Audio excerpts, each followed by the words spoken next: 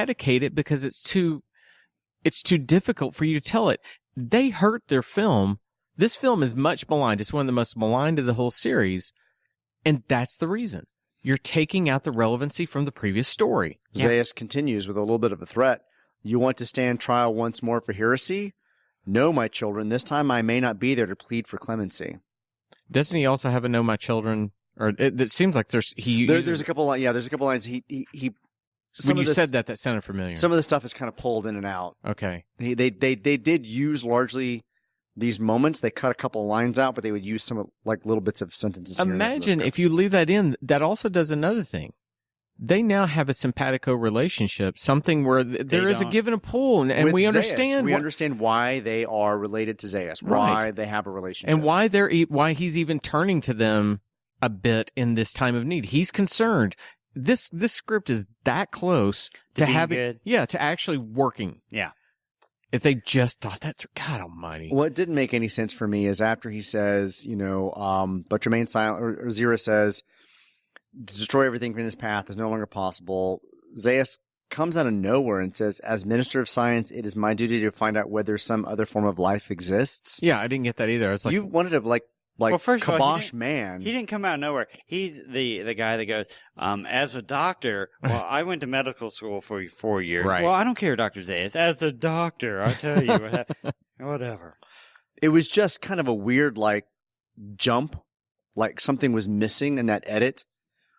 It is my duty to find out whether some other form of life exists out there. No, you wanted to put it all down. The minute you found out Man Evolved from Ape, you're like, nope, you're done. No, we're out. That didn't happen. Exactly, we're out of it. Shut that shit You down. and your people have created a religion that has a forbidden zone that's meant to act as a barrier to keep us from interacting with anything that may be out there. They've literally blown up dolls. So they cut out the reference to the scouts from the minute earlier, right, or from this minute, and the moment before he says, as Minister of Science, Zaius says, the disappearance of these scouts is more than the work of mere man. Mm-hmm. Someone or something has outwitted the intelligence of the guerrillas.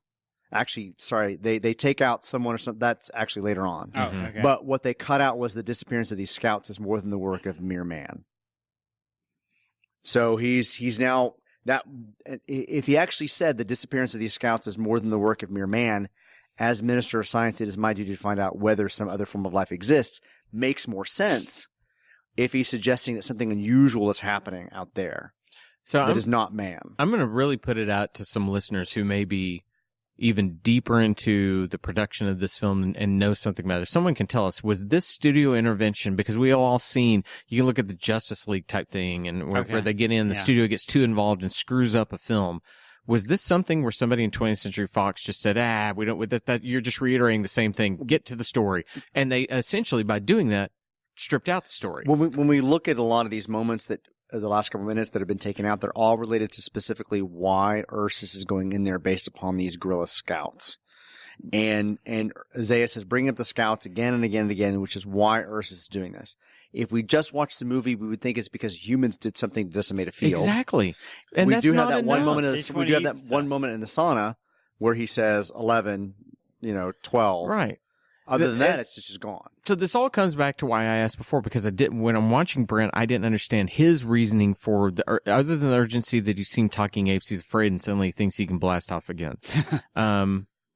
I don't understand the narrative push of anyone at this point, because in the first film, we saw that they have made cornfields and trees where they basically are trying to gather the humans in so they can hunt them, which seemed to be what they enjoyed doing. They're not pests or anything like in the that, first movie. Now suddenly, the fact that they're invading actual crops, eating them out, or the humans have overrun them in terms of food. It doesn't make any sense.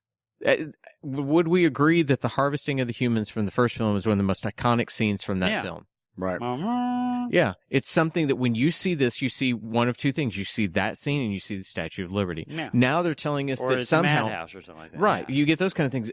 Now we're hearing that Ursus is so livid about what they were doing before that was part of their cultural everyday life. That we never saw, yeah. Yeah. That now he wants to go full-scale war. It's not enough. It hasn't escalated the situation to why Zaius has lost his position.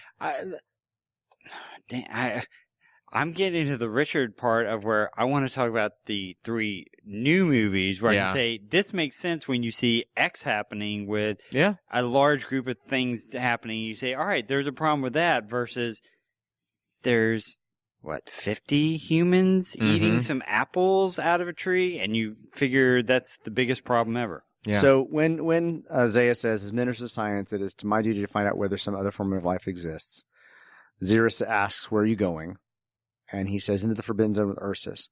But those lines actually in the script came after Isaiah says, you want to stand trial once more for heresy? No, my children, this time I may not be there to plead clemency for you. Zerah, where are you going? Into the forbidden zone with Ursus. And Zerah says, another manhunt doctor. So it looks, I would be curious if these films were actually, the scenes were actually filmed, because it looks like there's some splicing happening between the script and what's going on. Because as everybody heard when they just listened to the minute, it's my duty to find out whether some other form of life exists. Where are you going? To the forbidden zone, Ursus, another manhunt doctor. It's just the same lines have been kind of edited or cut. Stuff may have been cut as well. And what you said, and there was a line in there that was interesting to me when it says Dr. Zayas' job is to find out if other life forms exist. So why was he so anti-Taylor? If Taylor is supposed to be very smart and he's supposed to go out there and find more life forms, if Taylor is intelligent, why is he not bringing him in and exalting him? Everything, if that's his job. But we didn't get the line to find out that he didn't want man being evolved or apes being evolved for man in the trial, which is what got Cornelius and Zerah out of the trial. I mean, that wasn't brought up in these moments. That would have given us a little bit more. And in previous film, Zaius was a mix of science and religion. And there's no religion right now. Yeah. It is suddenly that I have to go seeking out all this stuff. Why isn't the religion tied to him that's maybe making him feel betrothed to Ursus, but at the same time the science is pulling? That would be an interesting idea. The conflict between religion and science. If finally Zaius felt that conflict for once, that they're pulling me in two opposite ways. There is no conflict. So going back to this particular time, we're looking at the Vietnam War. And everything surrounding this. And so the movie kind of moved away from religion and specifically into aggression, what was happening. Military leader taking over, those kinds of things. What is interesting is another line that was taken out is that when Isaiah says, minister of science, my duty to find out whether life exists, some new threat to our ape civilization before Ursus barges in and destroys the evidence. Zerah says, but if these creatures or whatever they are intelligent, why shouldn't they be able to live with us in peace and harmony? And Zaius says, for the same reason that man could not live in harmony even with his own kind, he abused his own intelligence and destroyed his own world. There's a lot of stuff in here that I kind of wish we'd seen in the movie. It felt like it just got chopped to move the action. They wanted to keep it in 90 minutes. They wanted to move it along. They just wanted to get to the point where Brent is out there looking for Taylor. As you're reading that, I start thinking through all the things that were going on at the time. Can you imagine if this film had been made just a few years later after the Pentagon Papers were found and published by the Washington Post, and they knew that the government had been lying to perpetuate that war? That could be worked into this beautifully. The whole idea that things are the machinations that are going on to make the power of the apes above you. Or that could be a fascinating film when you put that to Planet of the Apes. Oh. I think is that something to end on for minute 29, or do you have anything? I can't remember what it was, but there's a burn about apes coming up here that I can't remember. Zerah says another manhunt doctor. I love the fact the way she emphasizes man. Another manhunt doctor, like it was like she was kind of mad about her. Either that, or she's hoping it's raining men. Another male go out there. Yeah. It's raining men. It's raining. Yeah, but it was just kind of funny that she was just so adamant about that. Like she was kind of zinging him for stopping her research. Zaius says, someone or something out there has outwitted the gorillas. And Zerah then comes back to that moment that we talked from earlier, we should talk about how gorillas' aggression. She's like, it shouldn't be that difficult. You know, it was kind of, Zerah had between the vet and it shouldn't be that difficult. Zerah had some comedy moments in this moment. We're supposed to like, go Zerah. Well, Zerah by far is the most interesting character in this film outside of Ursus. You know, Brent is boring. He's milquetoast completely. Nova is just her beautiful savage self. And Cornelius is doing nothing. And even Zaius has lost his pious nature. We don't care about him. But Zerah Zero's the feisty one. Zero's, I mentioned last movie, she was the one to follow. It might be the same at this moment here. I'm very interested to see, as the one that has watched these the most, how you guys react to her in the next film. Yeah. Like the literal next film? Yeah. Okay. I won't know. I'll find out in a couple of months. I'm just, because I never thought about this. I'd always thought that Cornelius was my favorite character. Really? I'm beginning to think. Really? Oh, I love Cornelius. When I was a kid, I loved Cornelius. I'm beginning to think Zero may be my favorite character. She has something that is just, that's a spirit there. The fire within her. A fire. She has that ape factor. It goes to 11. This is America.